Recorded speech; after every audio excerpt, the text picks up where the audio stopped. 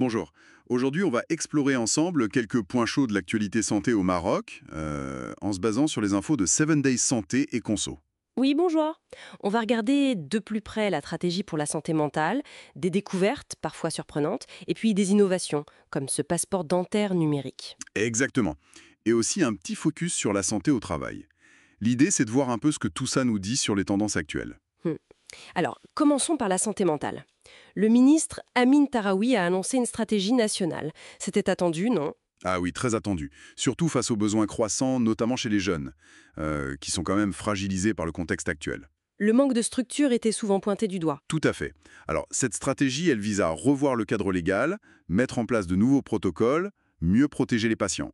C'est ambitieux. Mais il y a un mais, j'imagine. Le gros défi, soyons clairs, c'est le manque de spécialistes. Les chiffres sont assez parlants. À peine plus de 600 psychiatres en tout et très peu de pédopsychiatres, seulement 76. C'est vraiment là que ça coince. Oui, c'est très peu.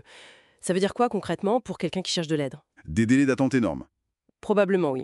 Alors, pour essayer de corriger ça, il y a des mesures annoncées, création de postes, plus de places en formation, booster la recherche. D'accord. Mais bon, ça va prendre du temps, forcément. L'objectif, c'est d'intégrer ça dans les hôpitaux publics d'ici 2030. Hmm. Et il y a aussi ce collectif marocain pour les droits des PSHM qui s'est monté. Oui, exactement, porté par des associations pour défendre le droit des personnes en situation de handicap mental. C'est important aussi. D'accord. Passons à des infos peut-être plus directes, plus bien-être. J'ai vu passer cette étude de Glasgow Ah oui, sur la vitesse de marche. Marcher un peu vite, d'un pas modéré ou rapide, ça réduirait pas mal le risque d'anomalie cardiaque. intéressant. Ça rappelle l'importance de l'activité physique, même simple. L'intensité compte, quoi. Et dans le même esprit, côté alimentation, les graines de lin au petit-déj. Oui, pour les pics de glycémie. Grâce aux fibres solubles, ça peut aider à modérer l'absorption des sucres. C'est une astuce simple, en effet. En revanche, il y a une info plus préoccupante là, sur le lien possible entre une toxine de certaines E. coli, la colibactine, Ah oui, la colibactine. et le cancer colorectal chez les jeunes. Apparemment, ça pourrait causer des mutations génétiques spécifiques, bien plus fréquentes chez eux. C'est une piste de recherche sérieuse, oui. Ça soulève des questions sur notre microbiote et ses effets à long terme. Mhm. Mais pour revenir à des choses plus douces, l'art-thérapie ou juste contempler une œuvre d'art. Ah, le pouvoir de l'art, oui. Des études montrent que ça réduit le stress, ça a même des effets thérapeutiques. On le voit parfois en milieu hospitalier. Un lien intéressant culture et santé. Tout à fait. Alors, autre sujet, la technologie au service de la santé. Ce fameux passeport bucco-dentaire numérique. Une utopie ou un projet réel? Disons que c'est une idée qui répond à un vrai problème.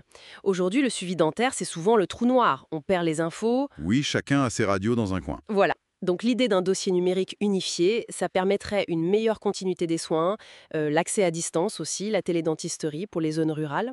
Et pour la recherche, ça serait énorme, non? Avec des données anonymisées? Potentiellement oui. Mais attention, les défis sont immenses. Faut standardiser les données, s'assurer que les systèmes communiquent, l'interopérabilité, garantir la confidentialité. C'est pas simple. C'est un peu le même débat que pour les dossiers médicaux électroniques, en fait. Exactement. Ça avance, mais doucement. Et pour finir, un mot sur la santé au travail. Avec le 1er mai qui n'est pas si loin, on pense à la pénibilité de certains métiers. Oui, on pense aux maçons, aux aides-soignantes, aux éboueurs, des métiers où le corps est mis à rude épreuve. Les épaules, le dos, les genoux, ça s'use. C'est là que l'imagerie médicale, la radio par exemple, joue un rôle clé. Elle peut agir comme une sorte de vigie. Pour détecter les troubles musculo-squelettiques. Oui, se lier aux gestes répétitifs, aux mauvaises postures, ça permet d'objectiver une souffrance souvent invisible et, idéalement, d'agir en prévention ou d'adapter les postes. Bon, on a couvert pas moins de terrain là. Des stratégies nationales, aux petits gestes du quotidien, en passant par la tech et le drive.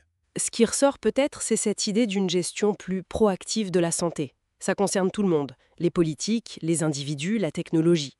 Oui, une approche plus globale. Et ça nous amène à une question pour la suite, non? Hmm. Comment on va concilier tout ça? Surtout l'utilisation des données de santé pour le bien commun comme pour la recherche, via ce passeport dentaire potentiel, tout en protégeant à fond la vie privée de chacun. C'est le grand défi de demain peut-être. Absolument. C'est un équilibre délicat à trouver. Une réflexion essentielle pour l'avenir du système de santé.